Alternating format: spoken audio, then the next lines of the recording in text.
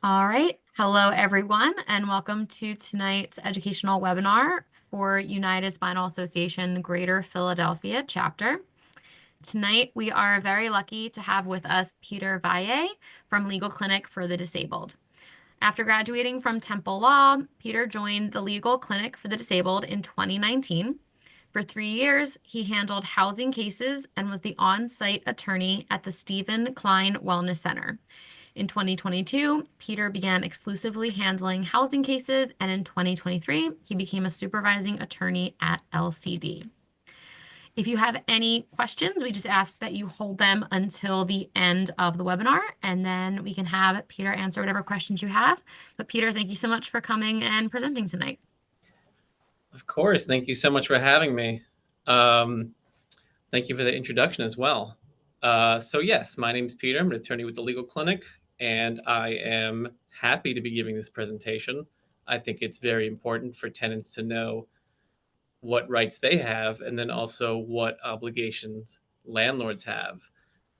So what we'll do today is we'll go kind of take a broad view of things and not get into too much nitty gritty, but enough to give people an idea of if you're renting in Philadelphia, what must your landlord do and what rights do you have? So we can get started now. And there'll be opportunities throughout the presentation for questions, clarifying questions, um, just in case there's any confusion or anyone wants for some clarity on anything. Okay. So this is a roadmap of the presentation. We're going to start talking about my organization, the Legal Clinic for the Disabled. Then we'll talk about moving into a property, the eviction process, moving out, and security deposits. And then finally, we'll end with resources for tenants and then open it up to any final questions. LCD is a nonprofit legal services organization. We have lawyers, paralegals, a social worker, and then administrative staff. What do we do? I myself only provide representation in housing matters, but we do have attorneys who represent in custody, child support, as well as with public benefits. We do not handle criminal, immigration, or personal injury actions. And we provide legal services to low-income individuals who have physical and or mental health disability. We define that pretty inclusively and expansively. So, and it's whether anyone in the household has a qualifying disability. So, we try to cover as many people as possible with that criteria. Okay. I switched slides. Can everyone see the new slide? No. Okay. I So think there's a slide button down the bottom. I wonder if There you go. Now it advanced. PEPP. You know what? We may just have to keep it in this version. Got it. It's fine to avoid technical difficulties. Okay. So, right, PEPP stands for the Philadelphia Eviction Prevention Program. What that is it's funding to allow for legal services for people in Philadelphia, for tenants. LCD is a member, so is Community Legal Services, Senior Law Center, and the Tenant Union Rights Network.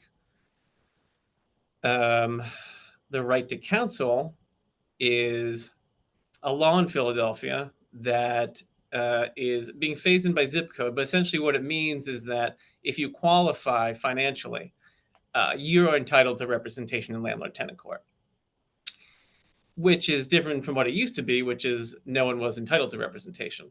But that was phased in 2020, and it's growing by zip code. So you'll see here a list of zip codes.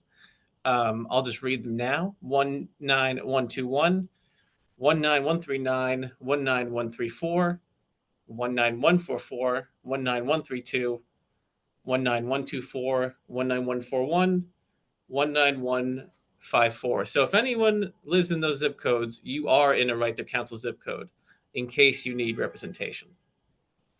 And that'll be, they'll phase in the additional zip codes over time. You can also call the Philly Tenant Hotline with any questions or concerns, or if you need a lawyer, and that number is right there. All right. This is just a disclaimer explaining that this presentation is not legal advice, and that is, it's not particular to anyone's specific circumstance. This is just a general introduction. If anyone wants legal advice, you'll have to contact an attorney, and that can include us. All right?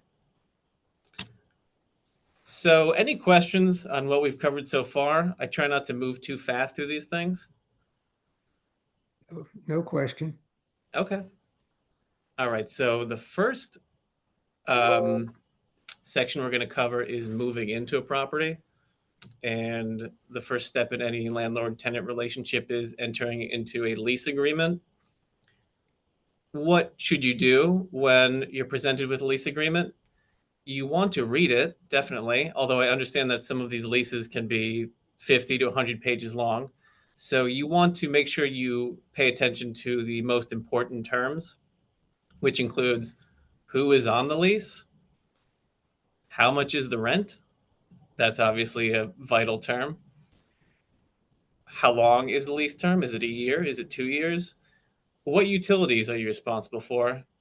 Are you responsible for legal fees or court costs in the event that your landlord sues you? And is your landlord required to give you notice if they sue you in landlord tenant court? Now, reading the lease is very important. I will say that a lot of leases, residential leases, are boilerplate. And if you're a tenant, there's only so much room for negotiation other than the terms of rent and how long your lease term is. But it's good to know before you sign anything exactly what you're signing. And if you have questions or concerns about a lease you're presented with, you can call an attorney. Another thing you should do when you're moving in is to take photos of the property. The landlord will do that too, and that's to document the condition of the property when you move in. Because what will happen when you move out is the landlord will do a walkthrough of the property, and they will then take from the security deposit any damages that they claim were caused by you, the tenant. So if you move into a place and there's a big hole in the wall, you want to make sure that you document that so that you can show later on that it was there when you moved in. That's just an extreme example, but you get the idea. The other note here is that often we have clients who pay rent in cash and don't get receipts, which is a problem if they get sued later on and then the landlord says, "Oh, you never paid me anything." So the lesson is to document your rent payments, preferably by paying in a way other than cash. Or if you're going to pay in cash, make sure you always get a receipt. In Philadelphia, there are rules about what a landlord must provide to a tenant when they execute a lease. They must provide you with a copy of your lease. But then, in addition to that, they have to provide a certificate of rental suitability, a Partners for Good Housing handbook, and a lead-free or lead-safe certificate. Anyone who's rented in Philadelphia in the past few years has probably received these items, but they're very important for the landlord to deliver them, because if the landlord does not provide them, then they may not be able to sue for rent in case someone falls behind on rent. So they are required to provide these, and you should note if they're included in your lease or not. Okay. If you are a tenant, sometimes there are issues with the property. Since you don't own it, someone else has to make repairs. And that means you have to ask your landlord for repairs. Some landlords are better than others at responding and making repairs, and some are really bad. So, if you need to request repairs from your landlord, these are the steps you should take. Step one is you should make all requests to your landlord in writing.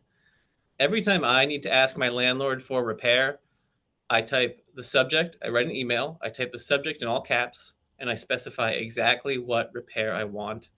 And then I repeat that in the body of the email. And then I say, "I look forward to hearing from you." Just to make sure that there's documentation that I let them know what the issue was and that I'm asking for a repair. And then if they don't respond in a week, I'll send a follow-up email saying, "Any update on this?" Just so you create a paper trail. After you make the request, you give the landlord a reasonable time to make the repairs. So if you send an email out today saying my window is squeaky or not closing very well, a reasonable amount of time to make that repair would maybe be something like 30 days, depending on what month it is. If it's the middle of January and your window won't shut, that's probably a bit more urgent. But if it's May and it mostly shuts, it just is a little squeaky, that's probably not too urgent. A reasonable time for restoring heat in the middle of the winter would probably be somewhere between 24 to 48 hours. So, what is reasonable is going to depend on how severe and urgent the issue is. But the same idea applies, which is if you make a request, they don't have to come in the next 20 minutes. They have some time to respond to it and make the repair. The other half of that is if you ask your landlord to make a repair, you have to let them into the property. Some landlords will be fine going in without you there. And likewise, some tenants are fine with their landlords going without them there. But sometimes landlords want the tenant to be there, and sometimes tenants do not like their landlord to be in their property without them for whatever reason. So, granting them access, if necessary, is vital. If the landlord needs to come in to make repairs, you have to let them in. And most people have no problem with that. It becomes difficult if there's a problem with coordinating time. For example, if someone works 9 to 5, Monday through Friday, and the landlord says, I have to come in on Tuesday at 1 p.m., and you have to be there, that creates a bit of an issue. So that's just an example of where you might get some friction.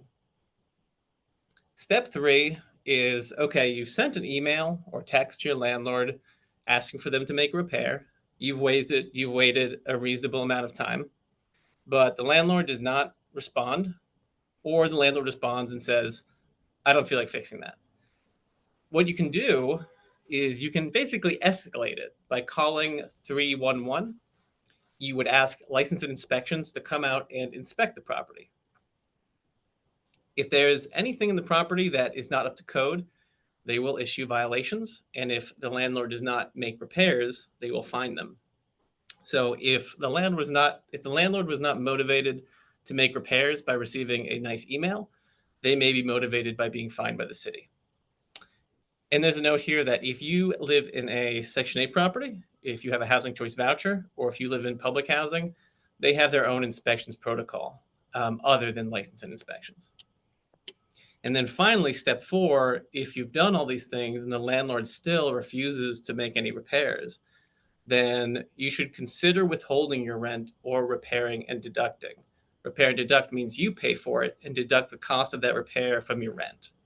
Probably if you're at step 4, you should call an attorney, because withholding rent, while it can be a useful remedy, it is also risky, because when you stop paying rent, that invites a lawsuit from the landlord. So you want to be very cautious when you're doing it. And speaking to an attorney before you take that step can be very helpful.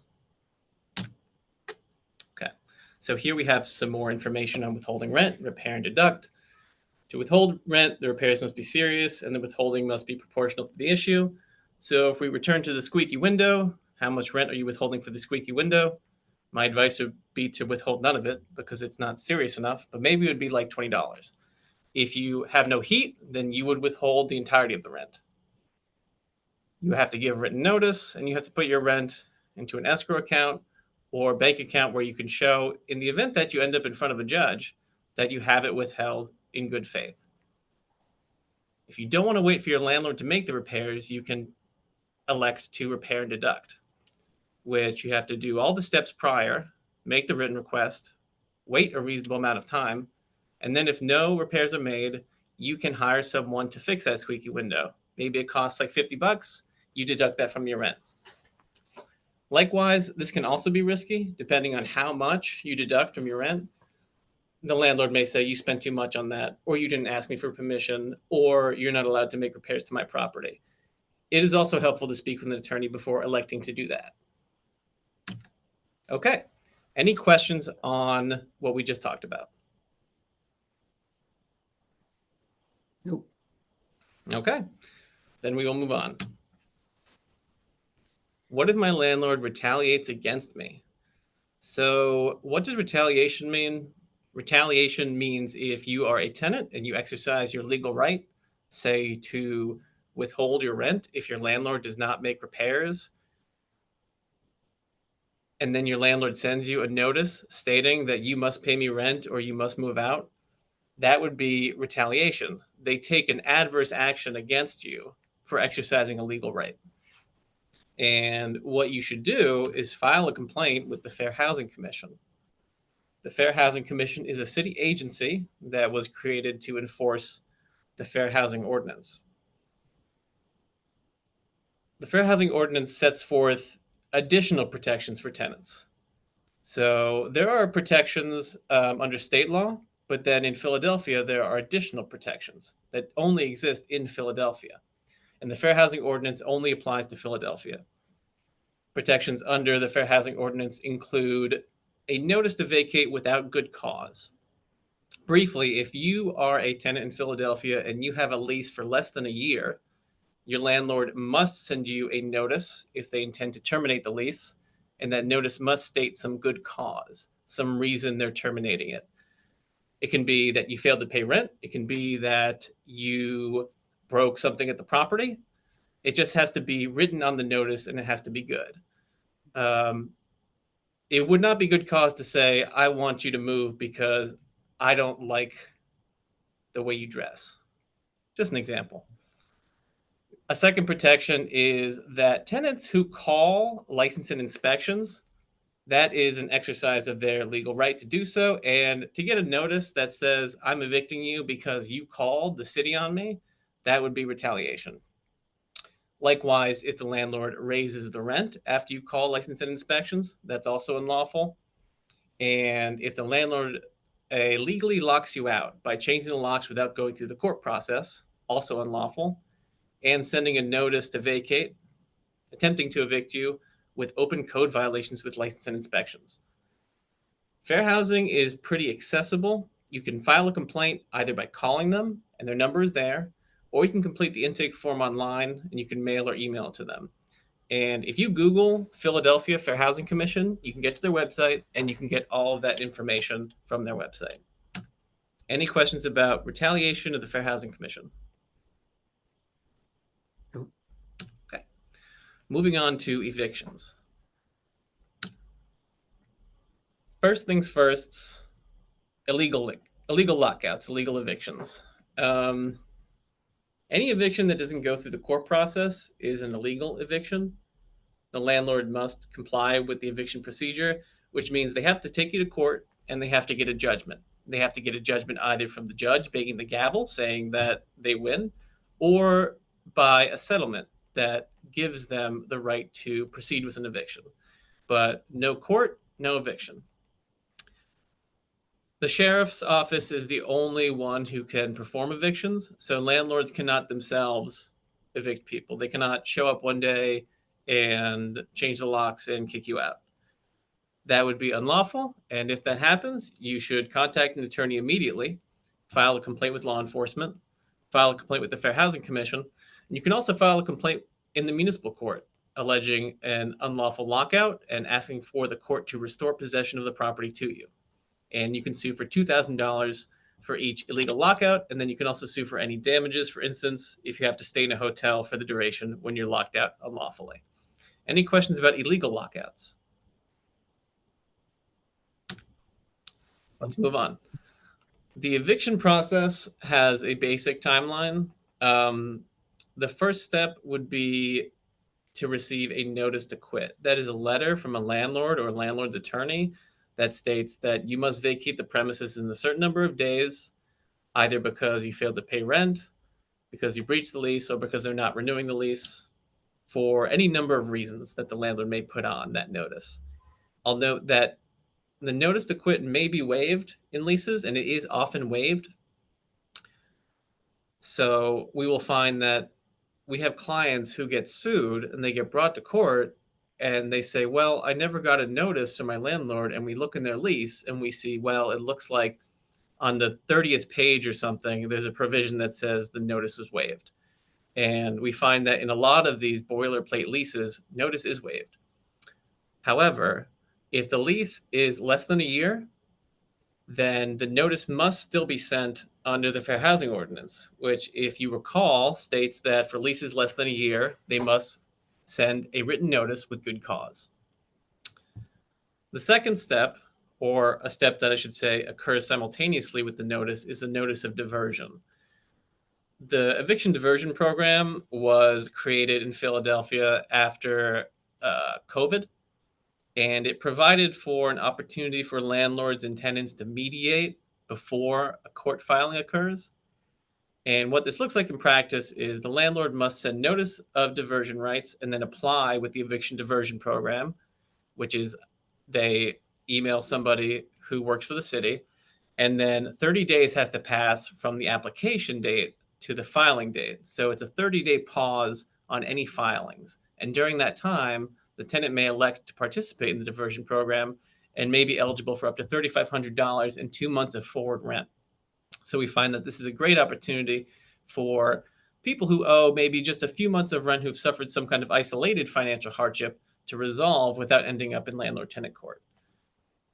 So let's say that you've received the notice to quit and the notice of diversion and 30 days have passed. What'll happen then, if it hasn't been resolved, is the landlord will file a complaint in the municipal court, and you will get a notice of the hearing date. If you ever get a notice of a court date, make sure you check when it is and the location, and then you should contact an attorney immediately. If you have a hearing date in court, whatever it be, you must be on time. If you do not show up on time to court, then what will happen is the judge may enter a default judgment against you, in which case, essentially, the other party wins. Likewise, if you show up to court and the landlord does not, you may take a default judgment against them. All of that is to say is if you have to show up to court, make sure you're there on time. And for me, on time is always 15 minutes early. If you're going to court, it's important to bring all evidence with you. That includes any photos, videos, rent receipts, texts or emails with the landlord, anything that you would want to show a judge to prove your case. Let's break down the steps we just talked about. The notice to quit. As we said, if you are in a lease that is for a term of a year or more, the notice requirement might be waived. Check your lease. If you're on a month-to-month lease, or rather, if you're on a lease for any time less than a year, could be 6 months, could be 8 months, although we don't see those as often, the landlord is required to provide you with a notice with good cause and that you have 30 days to vacate. This is a sample of what the notice of diversion rights looks like. And it will say, here's what you do if you want to participate in diversion. And usually I recommend that people do participate in diversion just because it's best to, if you can, avoid a filing, avoid going to court. Because nobody gets evicted through the diversion program, but once you end up in court, there's the risk of having a judgment entered against you. Right to counsel. We covered this earlier, but I'll just say it again. If you live in a zip code, a qualifying zip code, then you have a right to representation. What this looks like in practice is if you can't get an attorney the day before court, make sure you show up in municipal court on time. You still have to go to your hearing, and you can ask to speak with one of the court navigators. And you can also, if you need to, request a continuance from the judge, state that you're from a right to counsel zip code and that you have a right to representation. Although it is best if you can to get a lawyer beforehand and to, worst case scenario, ask to speak with the lawyer of the day. In municipal court, there's always going to be someone from either our agency, Community Legal Services, or the Senior Law Center who is a lawyer of the day. That lawyer can take anywhere from between 3 to 5 people who they have not met before, but who are at court and need to speak with a lawyer that day. So best practice, try to get a lawyer beforehand.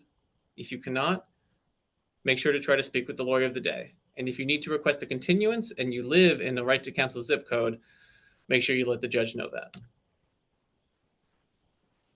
Okay? The day of the hearing, as I said, if you show up in court, you'd want to speak with the lawyer of the day or the courtroom navigator. If for whatever reason appearing in court is a hardship for you, you can request an accommodation. You can request to appear by Zoom or by telephone. And to do so, you would call the court. You can also submit an email to them.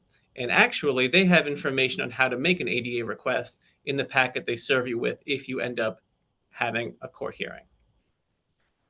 Now, this next part is not in the complaint packet you receive, but if you are speaking on somebody else's behalf in court and you are not married, if you try to speak on behalf of your sibling, your parent, your child, you need to fill out an authorized representative form. You need to do that before the hearing date, because what will happen is if you show up to speak on behalf of someone else and they call that person's name and you say, I'm speaking on their behalf, unless you can show them the signed authorized representative form, then the court will not allow you to do so, and they will enter a default judgment against that person. This is why it's very important to speak to an attorney before you have your court date, because they can provide you with the authorized representative form. Likewise, you can also, if you cannot contact an attorney, reach out to the municipal court and ask for the authorized representative form. They can also be downloaded online. If you Google Philadelphia Municipal Court Authorized Representative Form, you have to print it out, you have to fill it out, and both you and the person who you're speaking for have to sign it. Without this, you cannot speak on somebody else's behalf, and someone else cannot speak on your behalf. That's very important to know. Okay, so if you do go to court, one of three things is going to happen. So the case may be continued, in which case it's postponed to a different hearing date. You all come back to court a different time. And then if that doesn't happen, either the parties reach a settlement, they all agree on what should happen, or they go to trial. So if you're going to reach a settlement, it's very important to, and I'm going to sound redundant saying this, but it's always good to speak with a lawyer before if you can, because if the other party is represented by a lawyer, they may ask you to enter into a settlement agreement and tell you have no choice. And then if you go to trial, you're just going to lose. Now, if you're not experienced, and if their lawyer is, which they are, you're not going to really be able to say anything in response to them. And the agreement may seem unfair, and you may not know whether it's a good idea to take it or not, which is why it's always good to approach these settlements with an attorney so they can explain to you if the settlement is fair or if they're trying to take advantage of you. Either party can propose a settlement, and if they do enter into a settlement in municipal court, it's called a judgment by agreement, which has the force of a judgment, and they are binding and they cannot be appealed. Now, these settlements can be good because if somebody, say, owes a good amount of back rent, instead of being evicted, they can enter into a repayment plan where they stay on the lease by paying rent and making small installment payments towards the back balance. So there are cases where settlement is beneficial, and a lot of cases we handle do end in a settlement, although we always make sure that they are fair and the best option for our clients. So if there's no settlement, then it'll go to trial. And if it goes to trial, someone wins and someone loses, which is why it can be risky to go to trial, especially if you do not have an attorney, and especially if the landlord has an attorney. But if the parties cannot reach an agreement and you have to go to trial, make sure that you have all your evidence with you. If your landlord is claiming that you owe money, make sure you bring receipts. If you are telling the judge that the reason you're withholding rent is because there was something wrong with the property, make sure you bring those emails. The email when you sent your landlord that there was no heat, that there was something wrong with the property. Make sure you bring documentation of the condition of the property. You'd want to bring whatever you'd want to show to convince somebody that you're right. That person that you're trying to convince, of course, being the judge. This is just a sample of the ADA request form and the authorized representative form. You can find both of these online if you search Philadelphia Municipal Court Accommodation Request Form, Philadelphia Municipal Court Authorized Representative Form. Does anyone have any questions about what we just talked about? There was a word tune, T-U-N-E, in caps a few slides back. And I was wondering what that stood for. TUNE. Yeah, there it is near the bottom. Contact an attorney or turn. Oh, right. So TURN stands for the Tenant Union Rights Network. And it's just another resource for tenants to be connected with legal assistance. Oh, okay. All right. Thank you for asking for that clarification. Okay. Any other questions? And if not, we will move on. So, types of cases.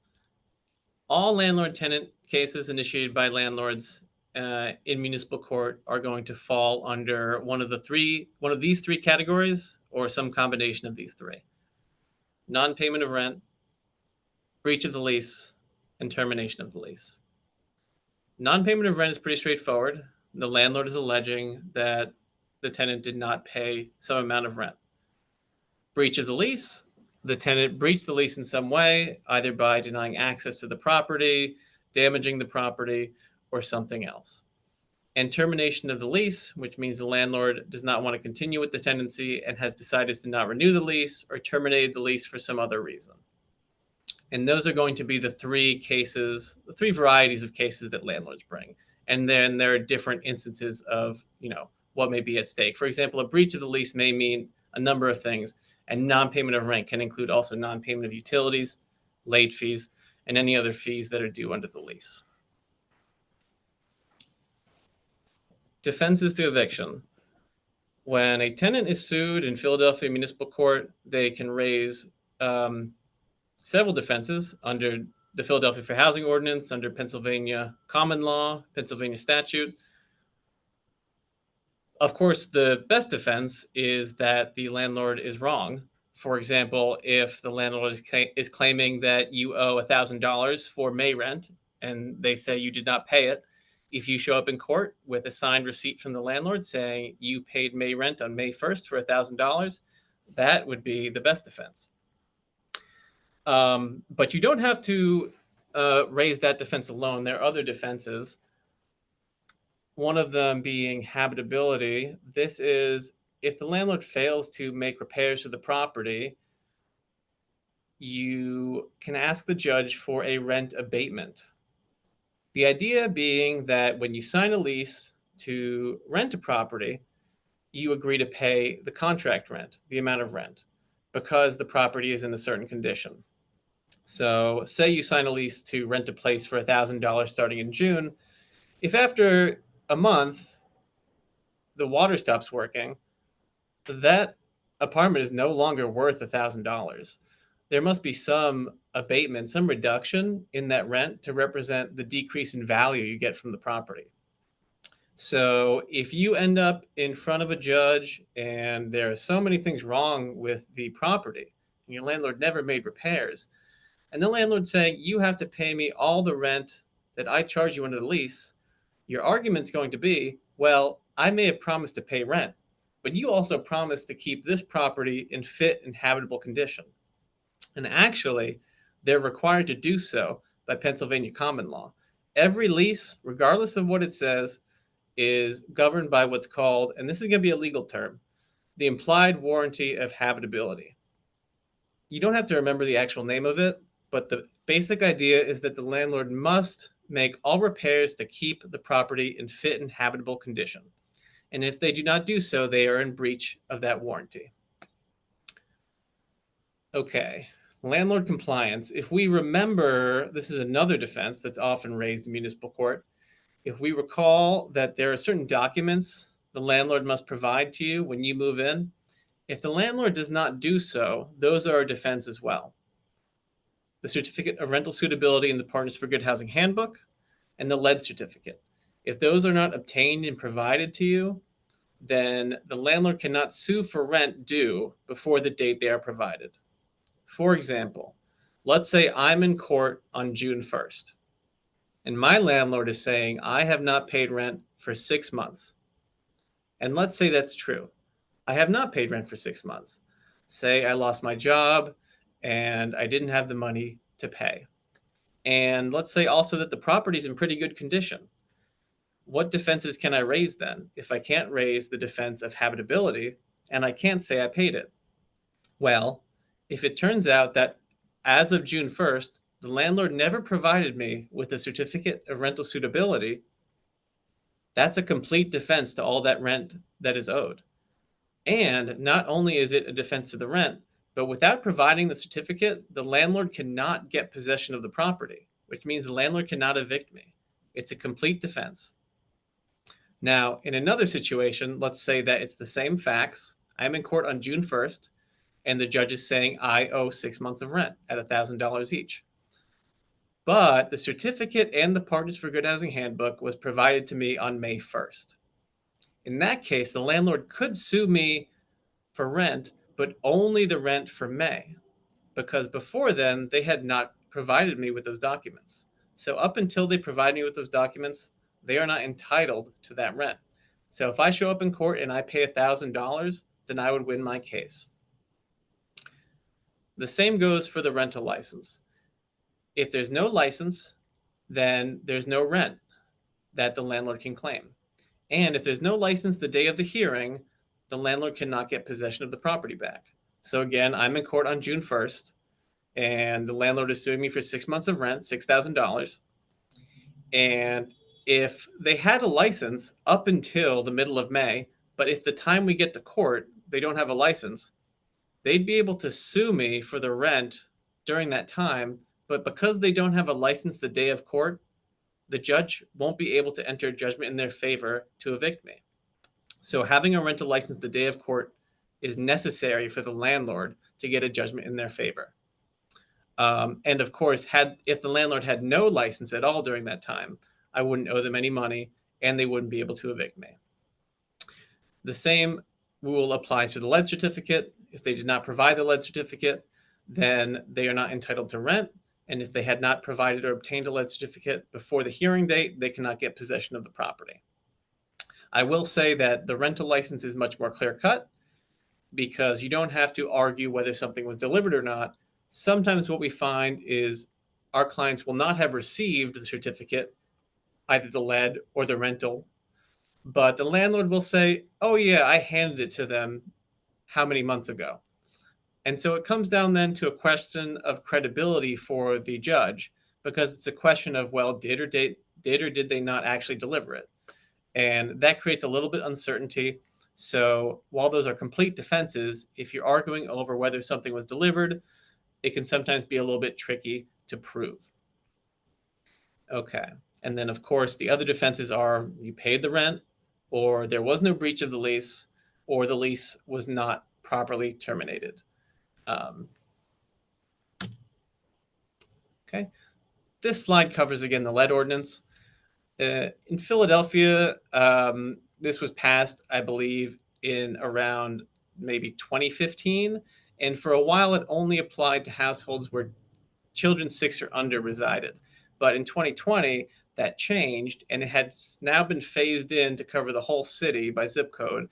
And so every residential lease where the property was built before 1978 must be tested for lead, and the landlord must provide a lead-free or lead-safe certificate to any of their tenants, all of their tenants, regardless of if there's a child 6 or under.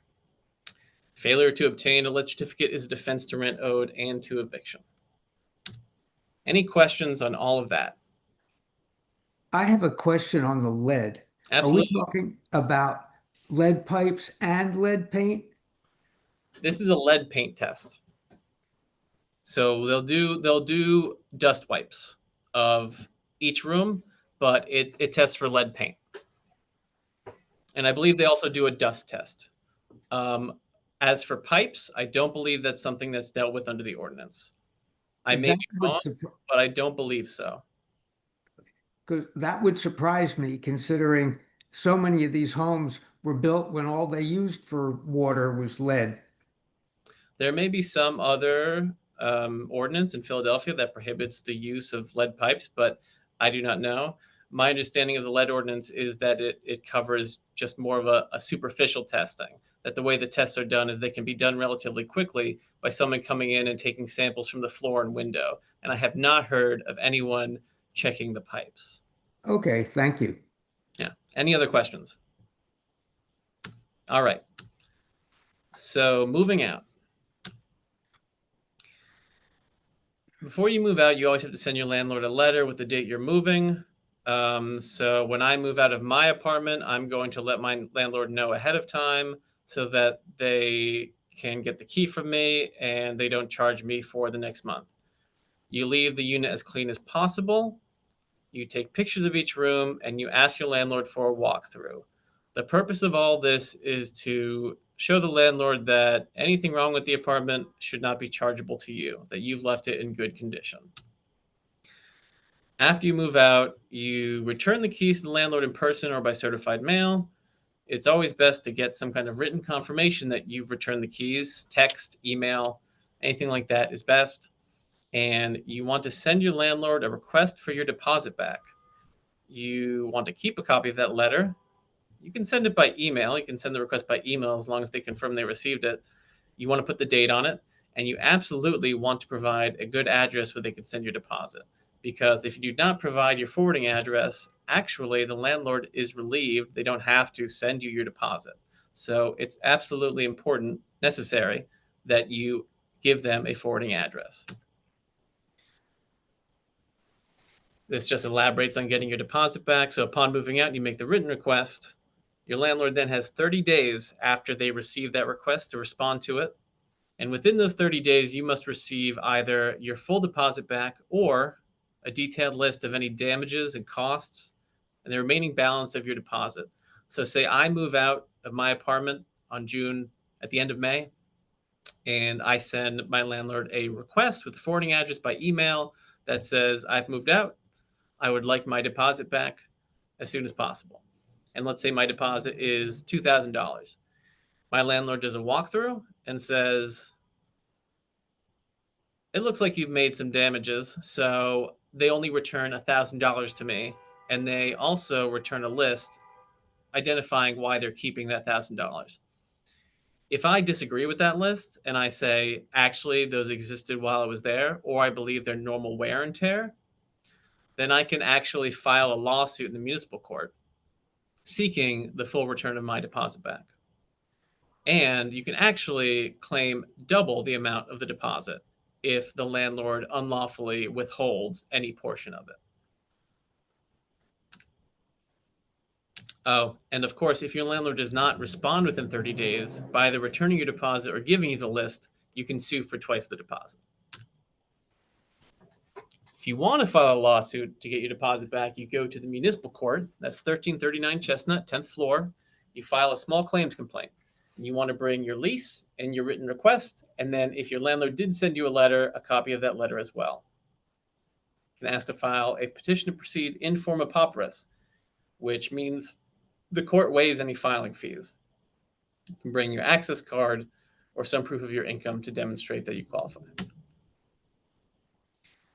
We'll touch on these briefly, but we'll have to schedule another presentation on reasonable accommodation and discrimination. But reasonable accommodation is pretty straightforward. Landlords must accommodate persons with disabilities in Philadelphia, which means that they have to make an exception to a policy. If rent is due on the 5th, for example, but someone receives a Social Security check that arrives on the 10th, then they must change the date rent is due to accommodate this by making rent due on, say, the 15th. And then, of course, they have to make modifications to the property by adding a wheelchair, ramp, or grab bars in the shower, and by allowing service or support animals, even if there is a no pets policy. And those are all examples of reasonable accommodations. Discrimination is a whole nother larger topic that I won't touch on in too much detail, but you can file a complaint with the Philadelphia Commission on Human Relations if you believe your landlord has discriminated against you. An example of discrimination would be refusing to make a reasonable accommodation. Any questions?